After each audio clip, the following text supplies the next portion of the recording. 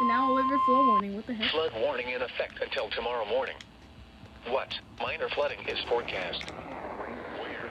Rockaway River at below RESVR. When? Until tomorrow morning. Impacts at 6.0 feet. Flooding occurs on Vale Road in Moatville.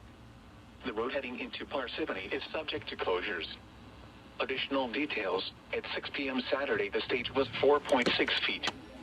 Forecast, the river is expected to rise to a crest of 5.0 feet just after midnight tonight. Flood stage is 5.0 feet.